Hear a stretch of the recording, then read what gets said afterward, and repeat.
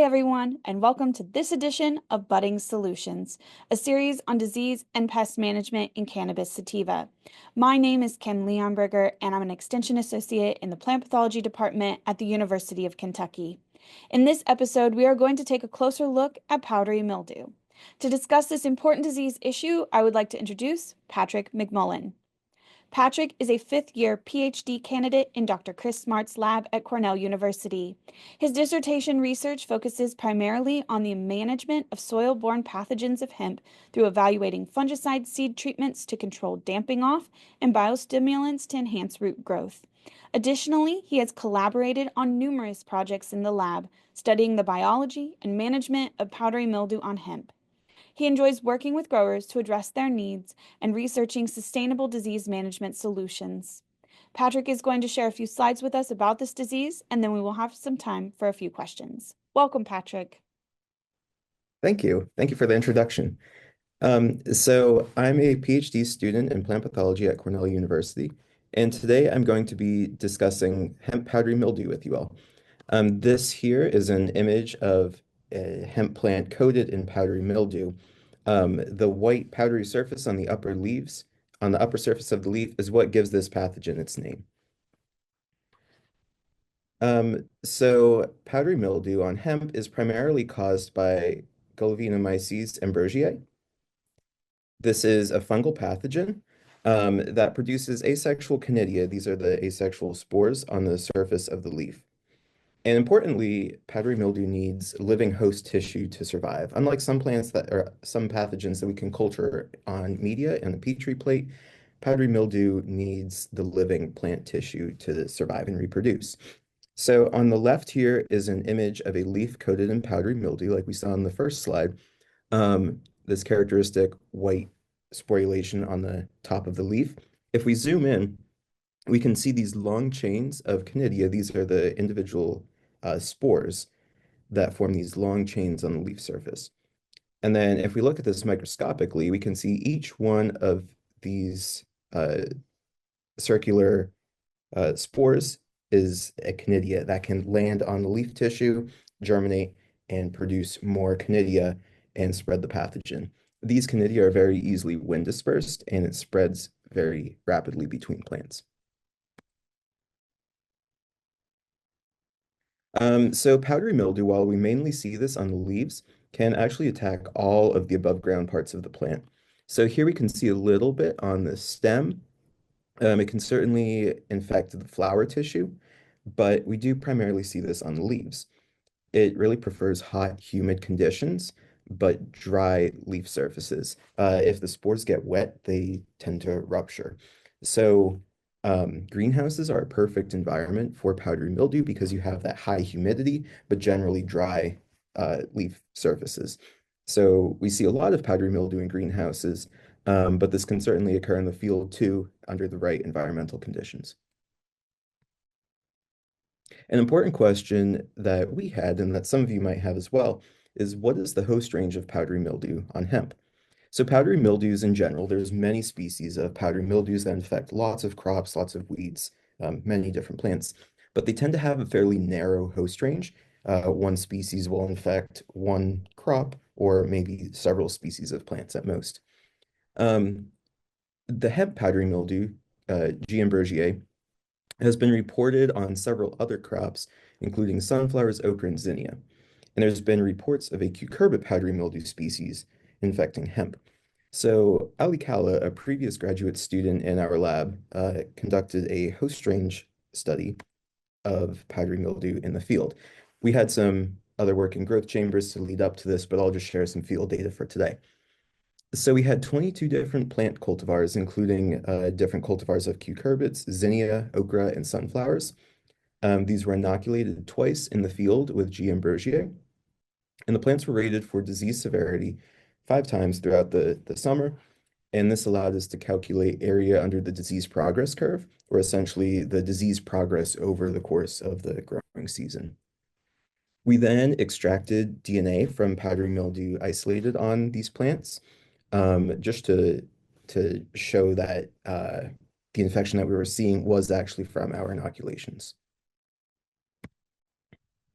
The results of this experiment were that powdery mildew was observed and samples were collected from all of the cultivars that we inoculated of okra, sunflowers, and cucurbits. And 2 out of 5 of the zinnia cultivars also had powdery mildew on them. The primary powdery mildew isolated from cucurbits when we looked at the DNA was actually Podosphaera xanthii. So this is a traditional cucurbit powdery mildew, but some of the samples did have G. ambrosiae.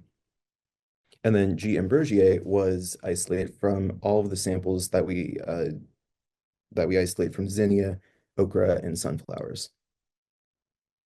But interestingly, there were significant differences in disease severity between cultivars themselves in each of the different crop groups.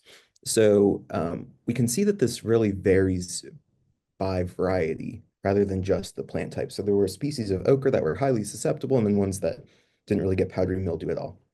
And we saw this in all of the different um, hosts that we studied. So some of the important host range field trial takeaways were that hemp powdery mildew caused by Golovinomyces ambrosiae has a relatively wide host range for powdery mildews. And this includes okra, sun hemp, sunflower, zinnia, and some cucurbits. While cucurbits can be a host for Golovinomyces ambrosiae, another powdery mildew species, Podosphaera xanthii, may outcompete it in the field as we saw more Podosphaera on those cucurbit uh, plants than Golovinomyces. And there's also differences in susceptibility to G. ambrosiae among okra, sunflower, and zinnia cultivars. Um, Another aspect of powdery mildew that our lab has been working on is fungicide efficacy. So what fungicides do we have available to us to control the disease? So we completed a study studying the efficacy of some currently labeled products in New York State for use on hemp to control hemp powdery mildew. The products selected were Lifeguard, which is a bacillus product, double nickel, which is a different species of bacillus, Sol Matrix, a potassium silicate product, and then a rotation between Lifeguard and double nickel. We used azoxystrobin, which is conventional fungicide. We used this as a positive control, just as something we knew worked to control other powdery mildew species as our positive control. And then we also had a non-treated control. So in this field study, powdery mildew inoculum was grown on plants in the growth chamber, washed off the leaves into a liquid suspension, and sprayed on the plants in the field. Plants were inoculated 3 times throughout the experiment, just to ensure adequate disease severity on plants and infection.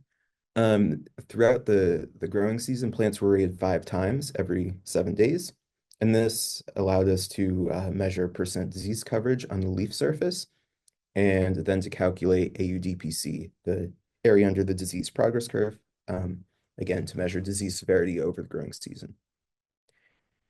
And we also collected mature inflorescences at the end of the season to analyze cannabinoid analysis. So we had 2 growing seasons, two seasons of field data for this experiment.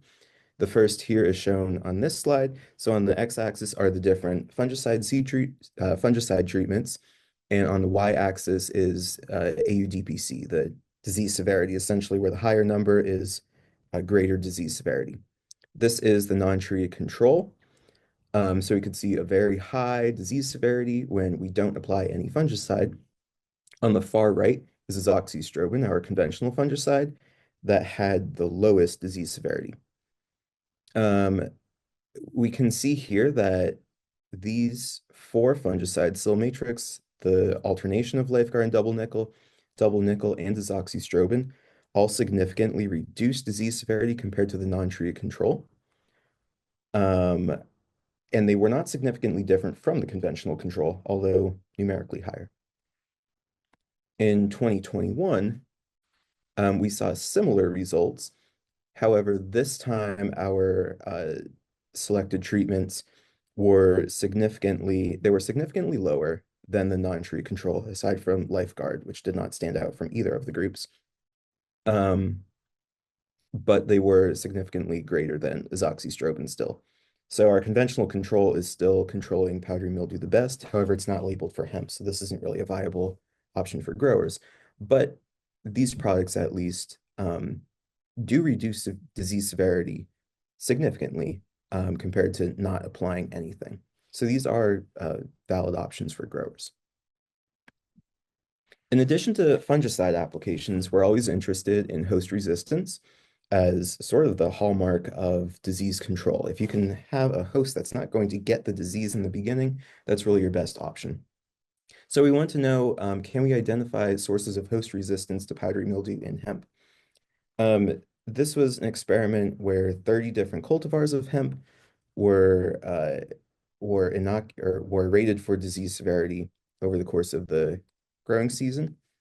There were two field plantings, one here in Geneva in New York and one down in Ithaca, New York, about an hour apart. And we can see here that there's great variation among the selected cultivars, that there were some with very high disease severity and others with very low disease severity, or none actually in the case of First Light 58. And all of this information is being used in the hemp breeding program here at Cornell.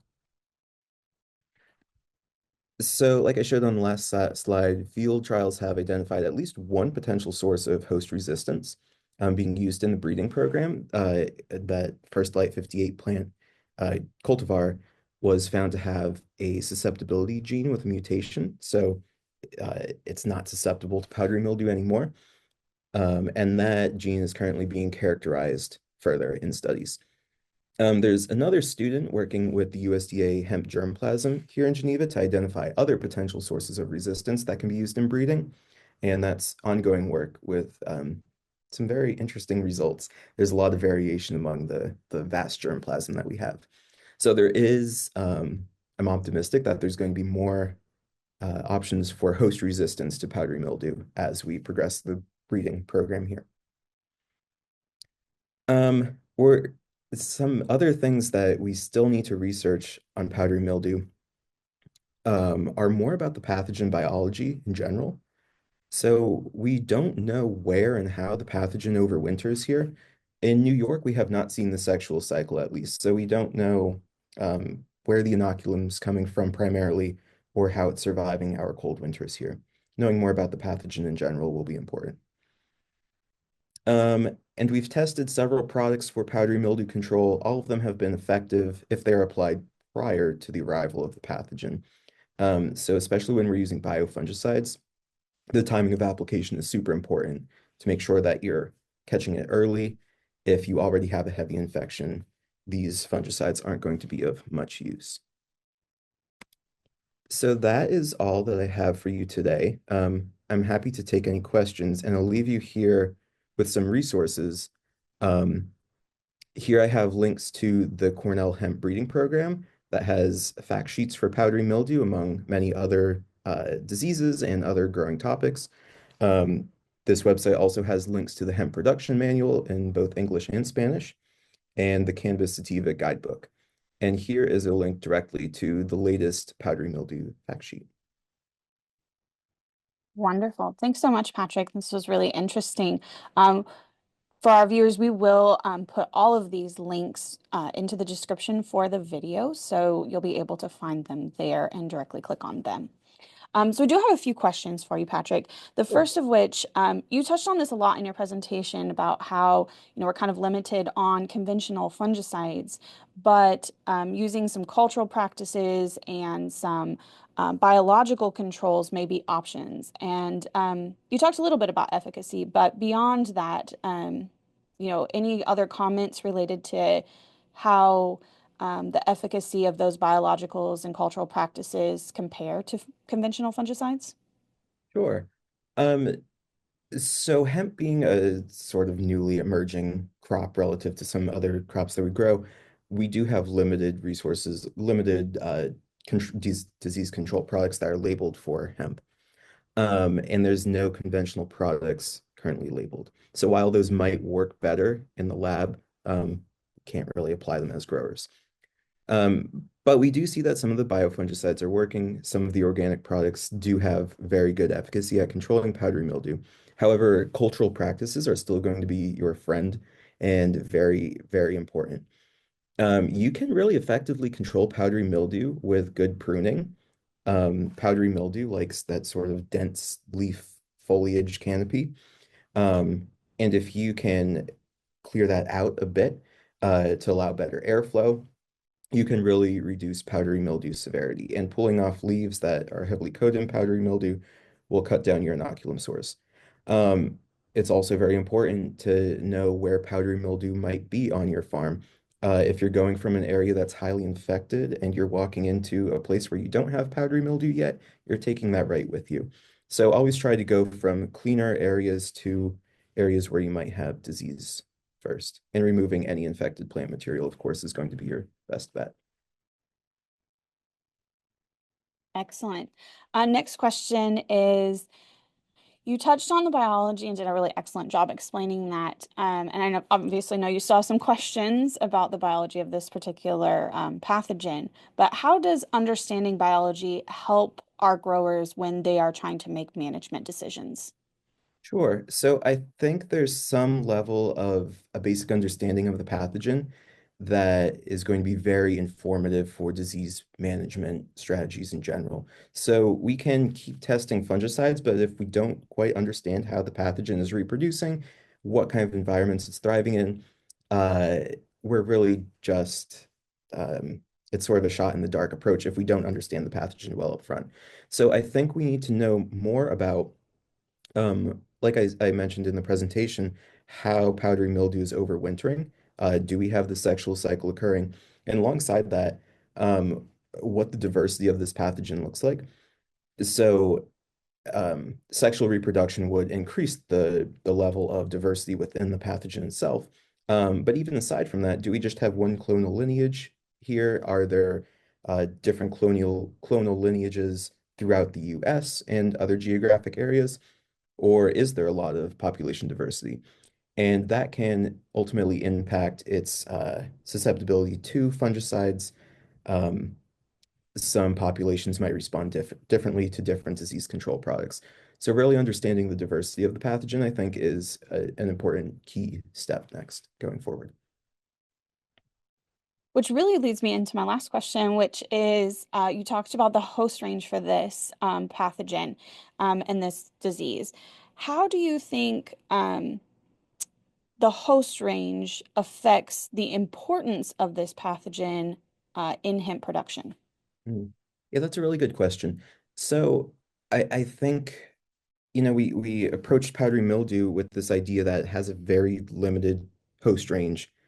But that's not exactly what we found, that it can infect other crops. So this is going to impact decisions that growers might have if you have a diverse farm. You need to be conscientious of what you're growing next to your hemp if you frequently have powdery mildew concerns. So if you're growing hemp and sunflowers, you might not want to plant those side by side. Or if you have powdery mildew one year and you see this as a recurring problem, you might want to take that into consideration when you're rotating crops in your field that even if you're not planting hemp in that same field again, you might not want to plant okra or cucurbits there the following year, as you might just retain that powdery mildew inoculum source that you had before. Wonderful. Well, thank you so much for joining us today, Patrick, and talking about this important disease issue. I really appreciate it. Thank you so much for having me. Just a reminder to our viewers that we will post these links and some more resources in the video description below, so please check those out. So thank you again for joining us, and we hope to see you on the next edition of Budding Solutions.